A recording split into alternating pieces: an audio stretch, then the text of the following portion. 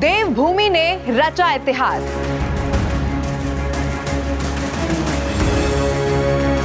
विधानसभा से यूसीसी पास।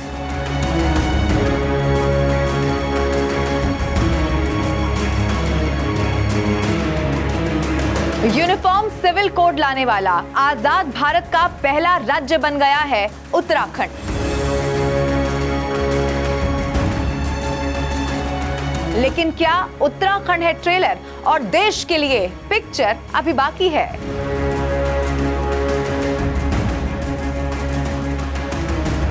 इसी सवाल के साथ आज उत्तराखंड से करते हैं बात चुनाव की।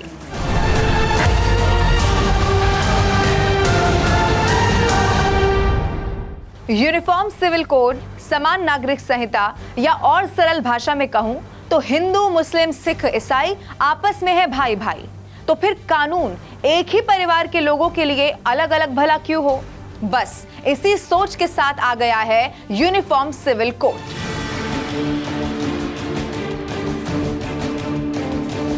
लेकिन इसी यूसीसी के साथ बहुत कुछ और भी आ गया है, और वो क्या है? वो है आरोप, राजनीति और बस कुछ वक्त के बाद चुनाव। तो ये सारे पहलू एक एक कर आज मैं आपको समझाने वाली हूं। लेकिन उससे पहले शॉर्ट में ये समझ लीजिए कि आखिर यूनिफॉर्म सिविल कोड है क्या और इसके लागू होने से क्या उत्तराखंड में बदल जाने वाला है।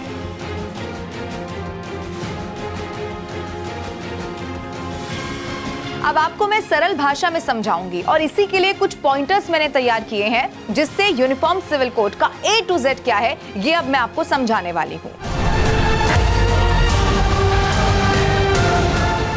यूसीसी महिला अधिकारों पर बहुत ज्यादा केंद्रित है। इसमें बहु विवाह पर रोक लगाने के लिए बहुत सारे अहम कदम उठाए गए हैं और यही इसके लिए सबसे इसका मजबूत कड़ी माना जा रहा है। जैसे कि शादी का रजिस्ट्रेशन अब जरूरी हो जाएगा, चाहे वो कोई भी धर्म से जुड़ा हुआ व्यक्ति हो, और ये रजिस्ट्रेशन तभी होगा जब लड़का या लड़की दोनों में से कोई भी पहले से शादीशुदा ना हो।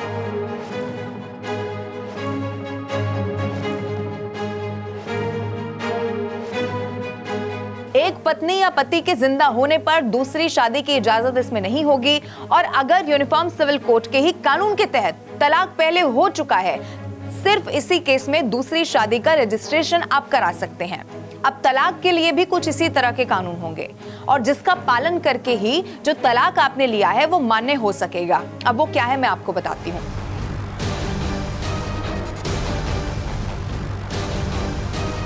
सबसे पहले तो आप ये समझ जाइए कि इससे मुस्लिमों में 3 तलाक, जिसके लिए पहले से कानून है, इसके अलावा हलाला और इद्दत जैसी जो प्रथाएं हैं, इस कानून के लागू होने से इन प्रथाओं पर पूरी तरह से रोक लग जाने वाली है।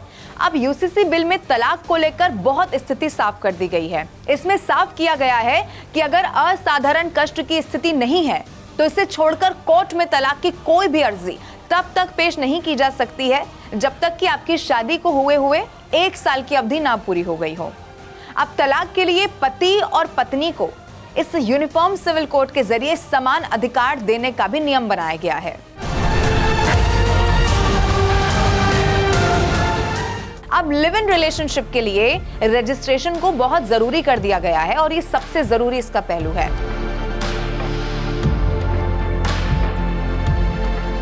लिव इन रिलेशनशिप में रहने वालों को जिले के रजिस्ट्रार के सामने इसको डिक्लेयर कर देना होगा। मैं आपको यह भी बता दूं कि सिर्फ इतना ही नहीं है, अगर इस रिलेशनशिप को खत्म भी करना चाहते हैं तो उसकी भी जानकारी फिर देनी होगी। और इसके साथ लिव इन रिलेशनशिप में रहने के दौरान अगर किसी सूरत में बच्चा पैदा हो जाता है तो उसे भी वैध इसमें माना जाएगा। इसके साथ ही अगर ये रिलेशनशिप किसी भी सूरत में टूटता है तो महिला अदालत जा सकती है और गुजारा भत्ता भी उस लड़के से मांग सकती है। लेकिन इसमें लड़का या लड़की नाबालिग नहीं होना चाहिए। इसका एक पहलू ये भी है कि कोई भी लड़का या लड़की पहले से शादीशुदा ना हो। ऐसे कई सारे टर्म्स एंड कंडीशंस हैं जिन्हें फॉलो करना होगा और नहीं किया गया तो सजा का भी फिर प्रावधान होगा।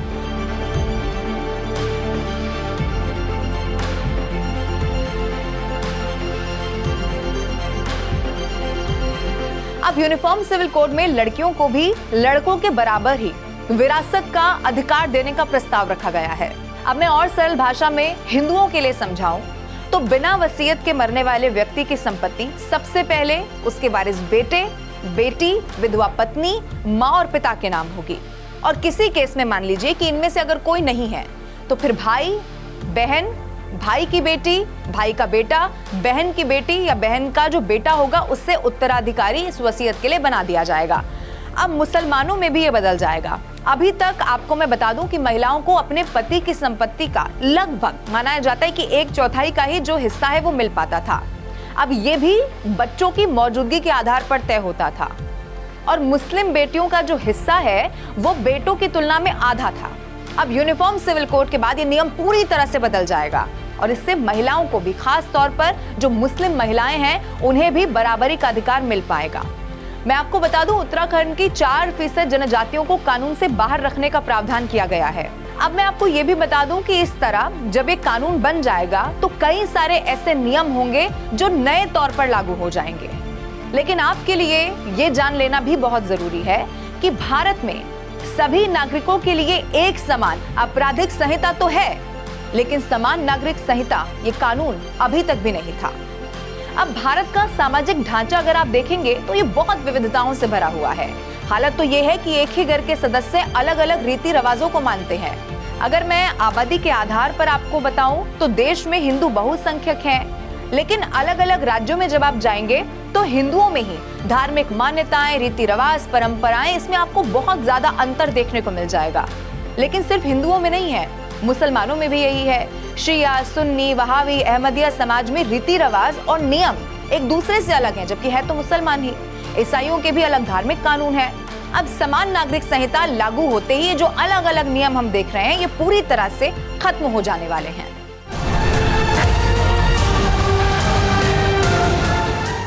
अब आपके मन में एक सवाल जरूर आया होगा, मेरे तो आया था, कि आखिर यूनिफॉर्म सिविल कोड लागू करने के लिए सबसे पहले उत्तराखंड को ही क्यों चुना गया? भारतीय जनता पार्टी की तो भाई और राज्यों में भी सरकार है और उत्तर प्रदेश को आप देखिए, आबादी के हिसाब से बड़ा राज्य है। ये शुरू आखिर किसी और राज्य से ना कर उत्तराखंड से ही क्यों किया गया? अगर ये सवाल आपके मन में है तो आइए इस सवाल का जवाब भी मैं आपको देती हूं कि आखिर क्यों उत्तराखंड।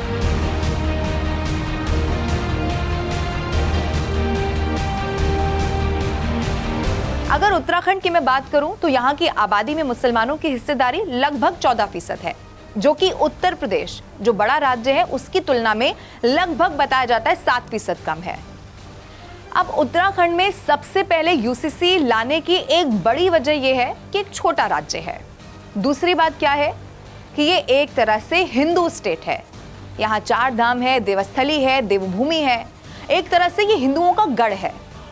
अब थोड़ी सी मुस्लिम आबादी है जो कि मैदानी इलाकों में ज्यादातर रहती है। अब ऐसे में यहाँ यूसीसी के मुद्दे पर विरोध की वैसी गुंजाइश नहीं है जैसी और राज्यों में जहां बीजेपी की सरकार है वहां हो सकती थी। अब उत्तराखंड की जो मुसलमान आबादी है उसका घनत्व पूरे राज्य की जगह शहरी इलाकों में अगर आप जाएंगे तो वहां ज्यादा दिखाई देता है। उदाहरण ले लीजिए कि मुसलमान समुदाय की ज्यादातर आबादी तराई के जिलों जैसे कि देहरादून इसमें शामिल है, हरिद्वार है, उधम सिंह नगर है, इसी में रहती है। अब इसके साथ ही हल्द्वानी और अल्मोड़ा में भी मुस्लिम आबादी मौजूद बताई जाती है। वहीं आप दूसरी तरफ देखेंगे तो हिंदू आबादी मैदान से लेकर पहाड़ तक हर जगह फैली हुई है, जहां बीजेपी अपनी जमीन मजबूत करने की दिशा में हमेशा से हमने देखा आगे बढ़ती हुई दिखाई दी है। अब बीजेपी उत्तराखंड में ये विधेयक पास कराकर एक प्रयोग जैसा करना चाहती है, राजनीतिक पंडित मानते हैं। वो ये देखना चाहती है कि इस पर आखिर प्रतिक्रिया होती कैसी है। लेकिन यूसीसी आया तो यूसीसी का विरोध आना भी तय था। एक बार आप याद करिए जब 2023 में जोर शोर से कानून की बात होने लगी और तब क्या हुआ था? आदिवासी समाज भारतीय जनता पार्टी के जबरदस्त विरोध में खड़ा हो गया था और उसका नतीजा क्या रहा कि भारतीय जनता पार्टी को अपने पांव पीछे हटाने पड़ गए थे। अब इस बार भी यही हुआ, इधर यूसीसी पास हुआ और दूसरी तरफ जबरदस्त हंगामा। हरीश रावत राज्य के पूर्व मुख्यमंत्री हैं, उन्होंने कहा कि इस बिल के पारित होने से उत्तराखंड एक कदम पीछे चल गया है।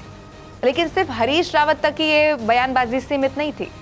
मुसलमानों के हितों की रक्षा करने की बात करने वाले, जानते हैं ना असदुद्दीन ओवैसी को आप, उन्होंने भी सवाल उठा दिए। पूछ लिया कि आखिर आदिवासियों को राहत क्यों दी गई है। ऐसे कई सारे सवाल सामने आए और ऐसी कई सारी ऐसी बयानबाजी जिसकी शायद उम्मीद पहले से की जा रही थी कि जब यूनिफॉर्म सिविल कोड आएगा तो ऐसी बयानबाजी तो होगी। अब क्योंकि हर खबर का असर चुनाव पर जरूर पड़ता है और सीधा पड़ता है, चुनावी मिजाज की मैं बात करूं, लेकिन उससे पहले उत्तराखंड का राजनीतिक मिजाज कैसा है ये भी जरा मैं आपको अब समझा देती हूँ। उत्तराखंड में आप देखेंगे कि एक तरह से दो जनपद हैं, एक जिसे गढ़वाल कहा जाता है और दूसरा कुमाऊं का इलाका है, और दूसरी तरफ मैदानी इलाके होते हैं जो विधानसभा चुनाव में सबसे बड़ी भूमिका निभाते हैं। मुसलमानों की आबादी यहाँ ज्यादा है। अब आप देखेंगे तो दशकों से पहाड़ का विकास और पहाड़ का पलायन किसी भी सरकार के लिए एक बहुत बड़ी चुनौती साबित हुआ है, लेकिन यह भी सच है कि वहां देशभक्ति की भावना से ओतप्रोत फौज के जवानों का परिवार भी है जो सत्ता की दिशा तय करने में एक बहुत बड़ा रोल निभाता है। तो दूसरी तरफ आज भी छोटे बड़े व्यापार से पहाड़ की अर्थव्यवस्था को अपने कंधों पर उठाने वाले वो लोग भी मौजूद हैं जिन्हें कोई भी चुनाव क्यों ना हो नजरअंदाज नहीं किया जा सकता। और फिर चारधाम का विकास भी है जो पर्यटन और रोजगार का एक सबसे बड़ा जरिया उत्तराखंड में माना जाता है। अब सत्ताधारी पार्टी भारतीय जनता पार्टी के लिए ये यूसीसी वाला दाव लोकसभा चुनाव के लिए कैसे फायदेमंद होगा या इसका क्या नुकसान हो सकता है, ये अगर आप जानना चाहते हैं तो आइए अब ये चुनाव से जुड़ी हुई क्या कहानी हो सकती है ये भी मैं आपको बताती हूँ। सबसे पहले आप ये जान लीजिए कि उत्तराखंड में लोकसभा की सिर्फ और सिर्फ 5 सीटें हैं। 2019 में चलिए चुनाव हुआ और मोदी मैजिक ऐसा चला कि भाजपा ने यहां क्लीन स्वीप कर लिया, 5 की 5 सीटें अपने खाते में ले गई। अब वोट बैंक कितना किसके साथ रहा है वो मैं आपको बताऊं, लेकिन उससे पहले उत्तराखंड की आबादी 2011 में जब जनगणना हुई थी उसके मुताबिक उत्तराखंड की आबादी क्या है ये भी जानिए। हिंदू लगभग 83% और ये सबसे ज्यादा आंकड़ा है। मुस्लिम लगभग 14% यहाँ बताए जाते हैं। ईसाइयों की संख्या लगभग 0.37% है। सिख लगभग कम है, 3% बताए जाते हैं। अब इसके अलावा आप देखेंगे जैन बौद्ध के अलावा भी कई ऐसे लोग हैं, लेकिन उनकी तादाद बहुत ज्यादा कम है, मतलब बहुत ज्यादा तादाद में वो लोग वहां नहीं रहते। अब ये आंकड़ा एक बात तो साफ कर रहा है, वो क्या है कि सबसे बड़ा वोट बैंक अगर यहाँ कोई है तो वो कौन सा है? हिंदू। और अभी तक सबसे ज्यादा भाजपा के साथ ये दिखाई दिया है और लिहाजा भाजपा उत्तराखंड में इस वक्त बहुत मजबूत स्थिति में है। अब ये मुकाबला भाजपा वर्सेस कांग्रेस होगा। भाजपा जो आजादी के बाद पहले जनसंघ और अब बीजेपी के मुख्य 3 एजेंडे रहे हैं। इसमें पहला जम्मू कश्मीर से अनुच्छेद 370 को हटाना था जो पूरा हो गया है, दूसरा अयोध्या में भव्य राम मंदिर का निर्माण कराना था और तीसरा पूरे देश में समान नागरिक संहिता लागू करवाना है। अब पहले 2 एजेंडे पर जैसा मैंने बताया काम खत्म हो चुका है और अब बारी किसकी है? अब बारी है यूनिफॉर्म सिविल कोड की।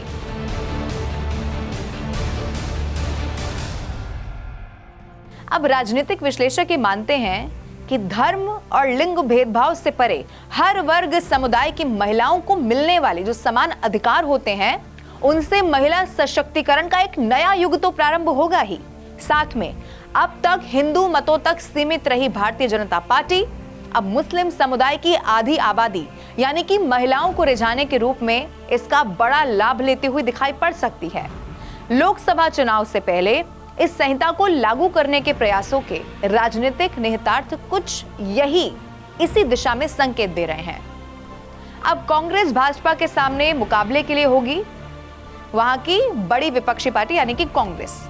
वो कांग्रेस जो उत्तराखंड में बहुत बुरे दौर से गुजर रही है।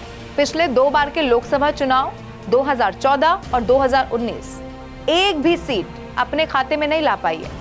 इस बीच उत्तराखंड की हॉट लोकसभा सीट हरिद्वार, यही सीट एक बार फिर से चर्चा में आ गई है। और क्यों? कांग्रेस हरिद्वार लोकसभा सीट से बहुत बड़ा दाव मास्टर स्ट्रोक का मन बना रही है। कांग्रेस का एक खेमा पार्टी की राष्ट्रीय महासचिव प्रियंका गांधी को इसी हरिद्वार लोकसभा सीट से चुनाव लड़ाना चाहता है। हालांकि इस सीट पर मैं आपको बता दूं कांग्रेस के कई दिग्गज नेता पहले अपना दावा ठोक चुके हैं और उनमें सबसे बड़ा नाम जानते हैं कौन सा है? कांग्रेस के वरिष्ठ नेता और पूर्व मुख्यमंत्री हरीश रावत का। हालांकि आपको मैं ये भी बता दूं कि वो ये कह चुके हैं कि कौन कहां से चुनाव लड़ेगा, किसको कौन सी सीट मिलेगी, ये तय करने वाला कौन है? आला कमान।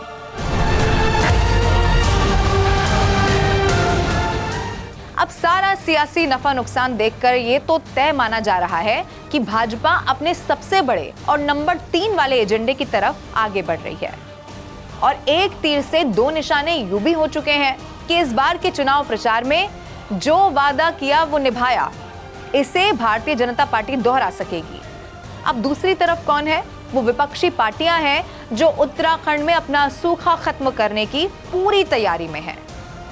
अब किसका दांव कितना काम आएगा, ये चुनाव के नतीजों के साथ ही साफ हो पाएगा।